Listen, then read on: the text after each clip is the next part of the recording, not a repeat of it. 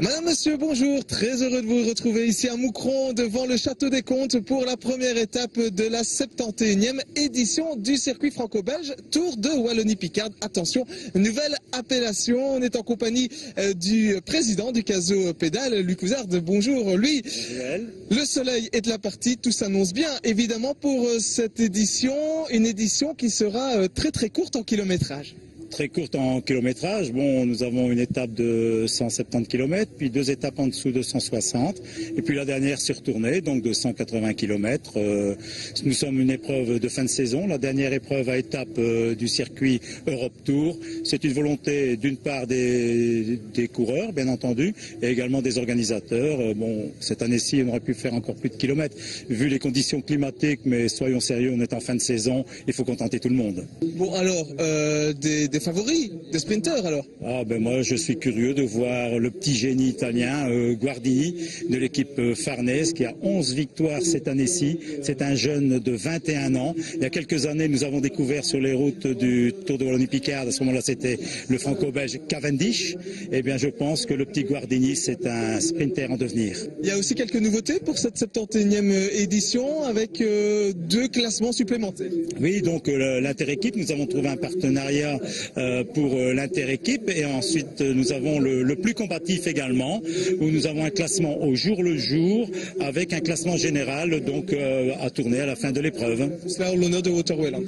Tout cela en l'honneur de Waterwelland aussi et nous avons donc également sur notre première étape ici nous passons à la main où nous avons avec en collaboration avec nos télés le Royal Caso Pédale de Templeuve un souvenir Bruno Dubois, une prime qui est quand même dotée de 1000 €, un sprint à la main. Et ce qu'il y a comme nouveauté aussi, c'est que cette année-ci, au niveau des prix, nous atteignons la barre de 50 000 €. Ce n'est pas négligeable. Ça ne s'est jamais vu. Ça ne s'est jamais vu. Bon, ben, nous avons la possibilité de le faire. Nous avons pas mal de partenaires. Et je trouve ça formidable. Merci beaucoup. En tout cas, lui, on vous souhaite évidemment une superbe 71e édition. Vous parliez de Bruno. Il sera évidemment dans toutes nos mémoires au cours de ces 4 jours de course. On se retrouve dans un instant aux côtés d'un kiné pour le premier focus.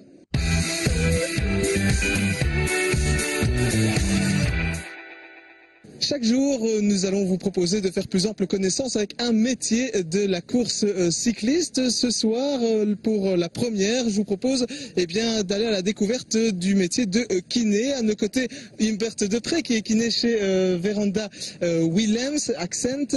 Alors, Humbert, expliquez-nous un petit peu, avant la course, ce que fait un kiné. Ben, regardez que tout est en ordre. Ça veut dire qu'il n'y a pas de problème avec des coureurs. Ceux qui ont un problème de faire un bandage ou quelque chose, heureusement pour le moment, tout est OK. Je demande aux coureurs avec le temps qu'est-ce qu'ils veulent sur les vélos, quel bidon avec des déshydratation, du sirop, de l'eau. Ils peuvent choisir. Avec un bon temps, il ne veut pas de l'huile sur les jambes. Oui, justement, est-ce qu'il y a un massage particulier à effectuer avant la course? Mais normalement, on ne fait jamais un massage avant la course. Ça s'est fait hier soir. Mais le plus important, ça c'est après la course. Le plus vite faire le massage. Alors, pendant la course, que fait un kiné? Ben, aujourd'hui, maintenant, je vais demander aux coureurs, parce qu'il y a de bon temps, le ravito est au kilomètre 100. Et maintenant, je vais dire aux coureurs au kilomètre 50 que je suis là avec des bidons, avec l'autre soigneur. Et après le 50 km, on va au kilomètre 100 pour donner le ravito avec la musette. Et après la course, évidemment, c'est là que commence vraiment votre travail de kiné. Mais oui, ça c'est très important. Après la course, dans la voiture, je prends 2 coureurs avec pour être vite à l'hôtel, pour commencer avec l'autre soigneur qui est déjà à l'hôtel, qui prend un coureur, et moi je commence avec l'autre. Et quand ils sont finis, le bus vient avec les autres coureurs et on peut recommencer avec les autres. Voilà, je vous propose maintenant de découvrir donc le résumé de cette première étape entre Moucron et Perruet. Les images sont signées de Jacques Boucan sur la moto de Serge Chénave.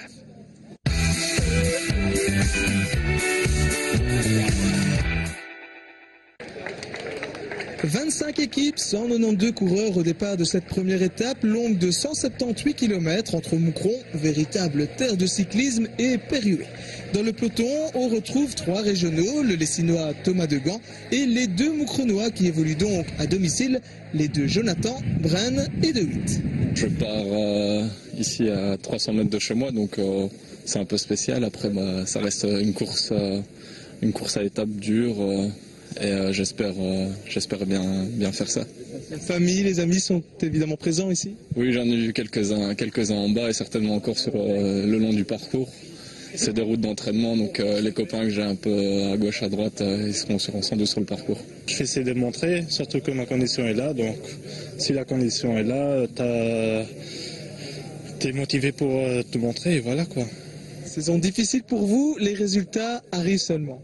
C'est vrai que les résultats arrivent seulement, mais bon, quand on sait que j'ai eu une commotion cérébrale au mois d'avril, c'est normal que j'arrive plus tard dans la saison dans le coup. Mais bon, je me suis jamais fait peur, je me suis toujours bien entraîné et voilà quoi. Maintenant ça commence à payer calmement, mais ça paye quand même. C'est un circuit fort plat comme tu viens de le dire et bon, il y a d'autres atouts dans l'équipe que moi pour aujourd'hui pour les 4 jours. Donc ce sera principalement pour moi aider Stéphane à essayer de remporter une victoire. Bon, il a remporté une course ce lundi, donc il est en grande forme. Et bon, pour ma part, peut-être essayer de prendre une échappée un jour ou l'autre, mais sinon ce sera principalement aider l'équipe. Justement, Stéphane est en forme, si ce n'est qu'il est quand même malade. Ben oui, j'ai appris hier qu'il était un peu pris des sinus, mais bon, je pense que Thierry vous le dira aussi, quand on est un peu malade de la gorge et des sinus, c'est que la forme est là et je pense qu'il va faire une belle chose ici sur ce franco-belge. Mais avant de penser à un éventuel emballage final, certains vont évidemment tenter leur chance. Le premier à s'illustrer, c'est lui. Après 1 kilomètre de course seulement, Jaroslav Maric, un jeune Polonais de l'équipe Saxo Bank, qui jusqu'ici s'est essentiellement mis en évidence sur le contre-la-montre, devenant l'an dernier champion national de la discipline. Premier obstacle d'importance pour lui, se frayer un chemin parmi les voitures suiveuses. Mais une fois cela fait, son escapade s'achève bien vite, 6 km plus loin. Néanmoins, il est le premier attaquant de ce franco-belge Tour de Wallonie-Picarde 2011. Premier temps fort de cette journée ensoleillée, le thermomètre affichant plus de 25 degrés, le passage du Mont-Lanclu après 27 km de course, comptant donc pour le classement des monts. C'est Lorenz de Vries de Top Sport Vlaanderen qui passe en tête et empoche 6 points devant le dossard 18 Daniel Simmeril, Grégory Rast et le français Jean-Loup Payani. Malgré le climat estival, le peloton ne musarde pas en chemin. Son allure est loin d'être celle d'une balade. 50 km 800 sont parcourus dans la première heure de course. Et si Alexei Saramotins tente de lui fausser compagnie avec une quinzaine de coureurs, ils sont rapidement rappelés à l'ordre, notamment par la formation Omega Pharma Lotto que l'on découvre ici, du vainqueur sortant Adam Blythe, le jeune Britannique qui vient d'ailleurs d'officialiser son transfert vers l'équipe BMC de Philippe Gilbert. Le bon coup, la bonne échappée, la voici, elle part sur les contreforts du Mont Saint-Aubert. On retrouve là le Hollandais Ronan van Zandbeek de l'équipe Skill Shimano. Il est accompagné du dossard 94 David Lelay d'AG2R La Mondiale. En contre, un homme, un régional, celui qui avait promis d'attaquer aujourd'hui, Jonathan De Witt. Je savais que ça allait sûrement partir dans les petites routes, donc en connaissant la région, voilà, je savais qu'il fallait attaquer à ce moment-là. Les deux étaient juste partis, ils ont roulé assez fort pour essayer de se partager le prix de la montagne à deux. Et ils vont se le partager, Lelay fait 1, Van Zandbeek 2 et Jonathan 3. Jonathan qui parvient à réaliser la jonction dans la descente de la Croix-Jubaru. L'écart avec le peloton ne cesse de croître. Ces trois-là sont partis pour effectuer un bon bout de chemin ensemble. À l'entrée d'Erin, kilomètre 69, ils comptent 4 minutes 21 d'avance. L'ardoisier indiquera même 6 minutes 23 secondes avant le premier rush remporté par Van Zandbeek qui au passage prend 3 secondes de bonification. Attention, cela peut être important. Lelay 2 secondes et De Witt 1 seconde. Quelques kilomètres plus loin, on retrouve encore Van Zandbeek. Il remporte le sprint organisé en souvenir de Bruno Dubois, notre collègue et ami disparu tragiquement le 30 mars dernier. Ronan van Zandbeek empoche une prime de 1 000 €, un beau cadeau d'anniversaire, 2 jours en retard pour ce batave de 23 ans, vainqueur en 2008 de son championnat national des moins de 23 ans, du classement général du Tour de Normandie l'an dernier et 4e de Paris-Roubaix Espoir. Une belle promesse, donc une promesse, comme l'est également Jonathan De Witt, 23 ans. Il dispute sa première saison chez les pros et avec lui les jambes sont associées à la tête. Jonathan est en dernière année d'études en éducation physique. A l'inverse, le breton David Lelay est un coureur expérimenté de 31 ans qui compte à son palmarès de belles épreuves comme le circuit de la Sarthe ou le Tour du Finistère. Entre les trois, l'entente est bonne, les relais partagés, mais l'avance diminue. Elle n'est plus que de 2 minutes 45 à Maubré, kilomètre 121. Est-ce qu'à un moment donné, on y croit ? Vu l'écart, c'est quand même vite diminué à 3 minutes, puis 2,30, donc je savais que c'était un peu limite. Au premier passage sur la ligne d'arrivée, au pied de la basilique de Bonsecours, le peloton pointe à 1 minute 55 secondes. Les équipes de sprinters ont mis en route. Reste alors le circuit local de 14 km 200 à effectuer à 3 reprises. Une boucle qui propose la seule incursion en France de cette 71e édition du côté de Condé-sur-Escaut. À Bernissart, à 30 km du but, l'avance des trois fouillards n'est plus que de 54 secondes. En tête de peloton, 4 formations réalisent le gros du boulot.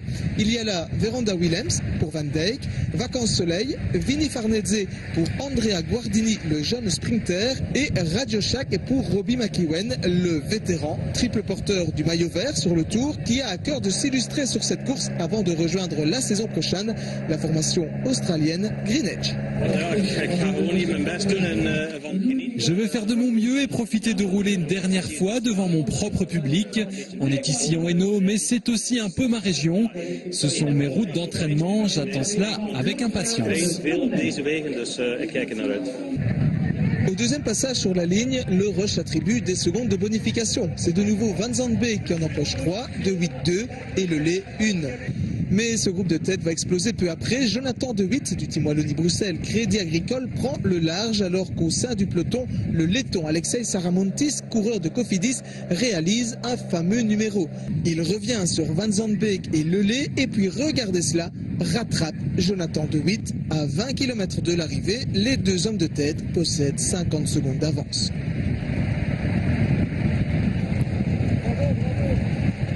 Mais peu après l'entame du dernier circuit local, Jonathan De Witt doit lâcher prise. Il aura effectué près de 100 km en tête. Il est élu, fort logiquement, le plus combatif du jour. Saramontis reste donc seul en tête, mais l'écart est réduit à peau de chagrin, 12 secondes. On se dirige tout droit vers un sprint massif. Saramontis est repris. L'équipe Sky est au commandement du peloton avec les coureurs de la FDJ.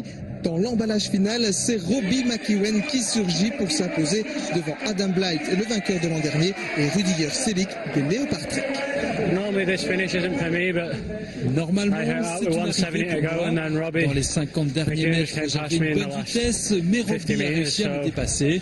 La ligne d'arrivée était juste... C'est parfait pour moi. C'est une arrivée comme ça.